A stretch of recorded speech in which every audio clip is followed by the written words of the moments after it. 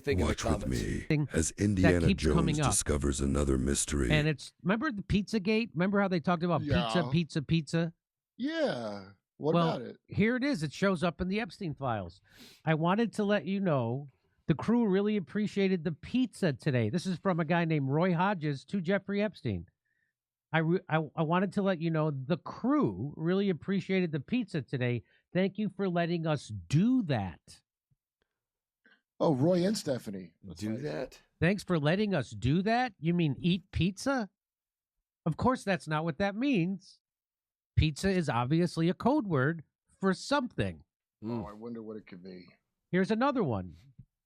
This is, we don't know who it's from, but it's to jeevacation@gmail. So I'm going to guess maybe that's Jeffrey Epstein's vacation email. It says, this is better than Ilhan and Chinese cookies. See attached. Let's go for pizza and grape soda again. No one else can understand. This is better than a Chinese cookie?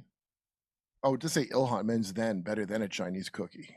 What the heck? Oh, I'm sorry. This is better than a Chinese cookie. That's what that's supposed to say, but it says Ilhan. This is better than a Chinese cookie. Let's go for pizza and grape soda again. No one else can understand. So, of course, they had to make anybody who saw pizza who caught on to this, they had to make them out to be crazy. Just like they made you out to be crazy if you questioned the vaccine during COVID. Just like they made you out to be crazy if you thought there were Nazis in Ukraine. Just like they made you out to be crazy if you questioned the Russiagate conspiracy theory pushed forward by the FBI, CIA, the Clinton campaign, and the establishment media. Just like they said you were crazy if you questioned what happened to Seth Rich when they said he got killed in a botched robbery where they didn't take his watch, didn't take his wallet, didn't take his cell phone, didn't take anything.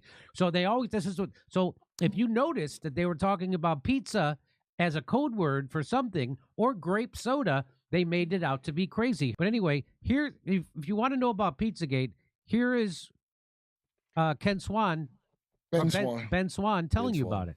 Well, Pizzagate, it became a major story weeks ago when an armed man decided to investigate a D.C. area pizza place for himself.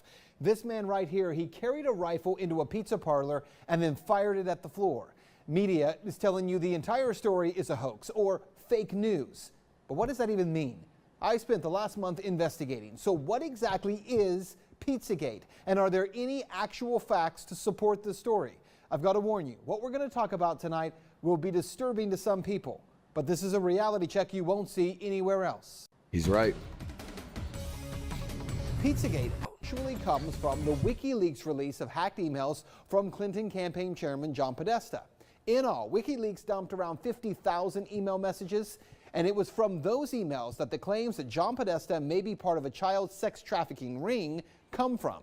Now, to be clear, not one single email in the Podesta emails discusses child sex trafficking or pedophilia. That is a fact. But there are dozens of what seem to be strangely worded emails dealing with pizza and handkerchiefs. Self-described online investigators say that those words in the emails about pizza and the talk of handkerchiefs is code language used by pedophiles. So how did a DC pizza parlor get pulled into the story? Well, again, read any mainstream report and they indicate that Comet Ping Pong Pizza was somehow linked to this fake story and has no relation to anyone involved. But the truth is that's not true either. What media is ignoring is that the Comet Ping Pong Pizza place is actually referenced in the Podesta emails at least a dozen or so times, and that the owner of that place, James Alefantis, is a friend of John Podesta. He was actually named, this is kind of strange, by GQ magazine as one of the top 50 most powerful people in Washington. Yes, we're talking about a pizza parlor owner. Yeah, you don't get to be the most powerful person, one of the most powerful people in Washington, D.C. by making good pizza pies. Now let's talk facts here. There is no solid evidence that Comet Ping Pong Pizza is being used to run a child sex trafficking ring. But there are some very strange connections between Comet Ping Pong Pizza and a second pizza place 2 doors over, Besta Pizza, and the accusations of pedophilia. Now this is where things start to get strange when you research this story. Watch this. this. To begin, I need to show you a 2007 unclassified FBI document. That document, according to the FBI, contains commonly used symbols by pedophiles to express their preference in children. I want you to see these images here. These are the images. Notice this one on the end, the triangle. That image signifies something called boy love. The pizza place next door to Comet Ping Pong Pizza, Besta Pizza, well, this was their logo until only a few weeks ago. Clearly, you can see that the Besta logo actually contains the same image, I'm going to show you again, as that boy lover image. Interestingly, after Pizzagate investigators pointed this out, Besta Pizza changed their logo, and there it is now. They removed the triangle. Also, Comet Ping Pong, owned by Alphantis, is the place where a number of performance artists perform regularly. Two of the groups that perform there, who you can see advertised, by the way, on this Comet Ping Pong poster, include a group called Heavy Breathing and another group called Sex Stains. Well, if you check out the YouTube videos by these bands, Heavy Breathing has songs that do joke about pedophilia, and the band Sex Stains has a video that includes, and you see it right there, you see that? Boy lover symbol. It's nearly identical to the one that the FBI does say is a pedophile code symbol for boy love. As I said, there are some strange things there. As for the owner of the pizza place, James Alphantis, well, he was one time in a relationship with David Brock, who ran Media Matters for America. Well, since Pizzagate began to blow up online, he has made his Instagram profile, Jimmy Comet, private.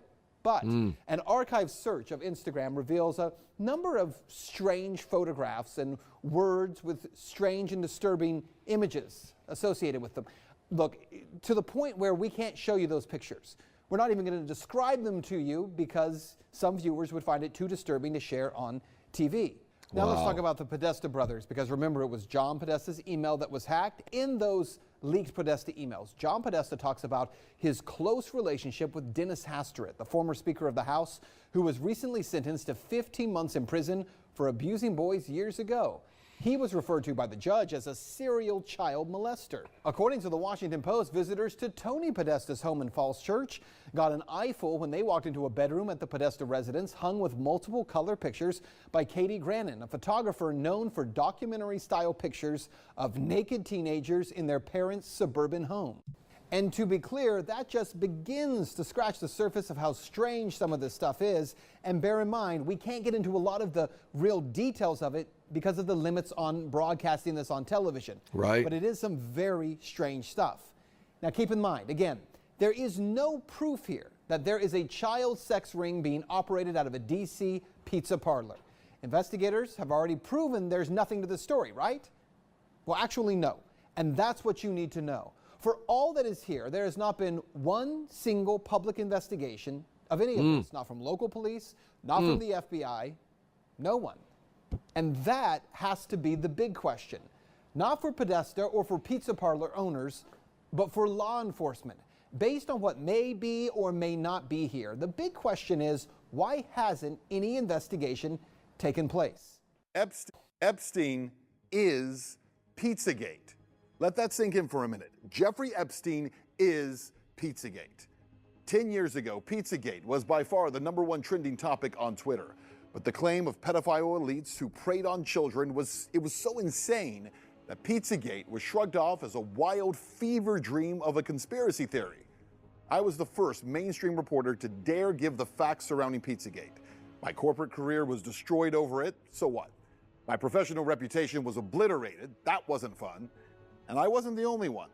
Anyone who dared to suggest that this might be true was blacklisted, shadow banned, or thrown off of social media. Horrible. But then, just days ago, the largest dump of Epstein files revealed what some of us have been telling you for a decade, that Pizzagate is real. Not that there is a pizza parlor at the center of a child trafficking ring, but that child trafficking rings run by some of the most powerful people in the world do exist. Tonight, I want to remind you of what I told you then and compare that to what we have now learned. Well, Pizzagate. It became a major story weeks ago when an armed man decided to investigate a DC area pizza place for himself.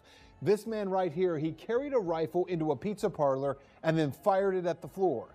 Media is telling you the entire story is a hoax or fake news. But what does that even mean? I spent the last month investigating. So what exactly is Pizzagate? Well, the story that came to be known as Pizzagate did not begin with a rumor. nor was it created by Macedonian sheep farmers, as CNN actually once claimed. It began with WikiLeaks, authentic, verified emails taken from the phone of the chairman of Hillary Clinton's presidential campaign, John Podesta. Those emails were real. In all these years, by the way, no one has actually disputed that. Inside those emails were communications that struck a lot of people, not just online commentators, but researchers and former law enforcement, as unusual to say the least. References to pizza and to pizza handkerchiefs and to maps, to private gatherings involving powerful people, some very bizarre stuff. In fact, the first people to draw attention to those emails were a group of self-proclaimed pedophiles on 4chan and 8chan who claimed that Podesta was using the same terminology that they use to speak in coded language. And in researching those emails, I found a 2010 entry into Urban Dictionary. It's still there, by the way. It confirms that cheese pizza is a commonly coded term for child pornography, CP. I want you to see these images here. These are the images. Notice this one on the end, the triangle. That image signifies something called boy love. The pizza place next door to Comet Ping Pong Pizza, Besta Pizza, well, this was their logo until only a few weeks ago. Clearly, you can see that the Besta logo actually contains the same image, I'm going to show you again, as that boy lover image. Interestingly, after Pizzagate investigators pointed this out, Besta Pizza changed their logo, and there it is now. They removed the triangle. Yeah, 10 years ago, I was called a dangerous conspiracy theorist and a madman for claiming that pedophiles and possibly even pedophile elites might use coded language, even though it was online pedophiles who said that's exactly what they do. Which brings us back to this new Epstein release, because in it, the word pizza is mentioned 911 times. That's right, 911 times adults are emailing back and forth about slices of pizza and about pizza parties. And the word pizza is often paired with grape soda in bizarre contexts within emails addressed to Epstein by individuals whose names have been mostly redacted. So here's one. Quote, "This is better than a Chinese cookie. Let's go for pizza and grape soda again. No one else can understand." Or this one. "Mr. Epstein would like to see the menu from the pizza place. Could someone send it, please?" Or this one from 2014. "Sit down, because I know you won't believe this. Are you sitting? Jeffrey says he wants to go out to a pizza place with you. He did not mention a particular pizza place, but he knows you are in the know on this." And look at that little, oh, you can't see it on your screen, but there's like after the word this, there's a smiley face. Jeffrey says you aren't going to believe this. Are you sitting down? Jeffrey wants to go get pizza with you because Jeffrey Epstein, a multimillionaire, really likes pizza. And he knows you're in the know on this. All of the emails that I just shared with you were from 2014, right about the same time period of the John Podesta emails that WikiLeaks published and started the entire Pizzagate saga. Now let's talk about the Podesta brothers, because remember, it was John Podesta's email that was hacked. In those leaked Podesta emails, John Podesta talks about his close relationship with Dennis Hastert, the former Speaker of the House, who was recently sentenced to 15 months in prison for abusing boys years ago. I'm sorry, like, I think I just have a hard time understanding that. The former Speaker of the House is a serial child molester. Just because you wear a tie, just because you... These are psychopaths. These are not normal people. These are literal psychopaths that have no emotion. They have like almost no soul. These are probably shells that demons literally come in and operate. I'm going to talk about that here in a second. This is the epitome of evil, and the Bible has warned about this ever since the beginning. Yeah, well, speaking of the Podesta brothers, again, there was no direct evidence of them being involved in child sex trafficking from those emails. But as we pointed out at the time, there was a lot of bizarre communication, including an email from John Podesta to his brother Tony. The subject line, "Last night was fun," and the first line reads, "Still in torture chamber." That email got really no attention 10 years ago, but today, a 2009 email from Jeffrey Epstein is getting a lot of attention, as it asks, "Where are you? You okay? I love the torture video." To the fallout from the latest release of the Jeffrey Epstein documents, they include communications between the rich and powerful, from the co-owner of an NFL team to billionaires like Elon Musk. CNN teams are carefully sifting through the largest, and what the Justice Department says is the last, batch of Jeffrey Epstein files. Friday's release of millions of pages related to Jeffrey Epstein provided a closer look at his connection to world elites from Hollywood to Washington, Wall Street, to Buckingham Palace and beyond. Yeah, well, all those so-called news anchors and their newsrooms for a decade blacklisted this topic. They conditioned you to live in ignorance. They called it a conspiracy. They called me and so many others dangerous for even looking. For all that is here, there has not been one single public investigation of any of this, not from local police, not from the FBI, no one. And that has to be the big question. Not for... See, they didn't kill bad information as they pretended. They guaranteed it would survive. See, I wasn't censored the way that I was because my reporting was false. I was censored because it was dangerous. Dangerous to narratives, dangerous to reputations, dangerous to a media culture that had grown comfortable acting as a gatekeeper rather than a watchdog. Yep. See, the unspoken rule was simple. Some questions are not allowed. Not because they're wrong, no, but because they lead to the truth. And the truth? Pizzagate. At least in the form of a cabal of elites and powerful people who delight in the physical and sexual abuse of children, is real. Remember how we started. Epstein is Pizzagate. But the other reality it's time to accept, Pizzagate is much more and much bigger than just Jeffrey Epstein. Ooh, we're ready to take out the evil capital. Like Katniss Everdeen did in Hunger Games Mockingjay 2.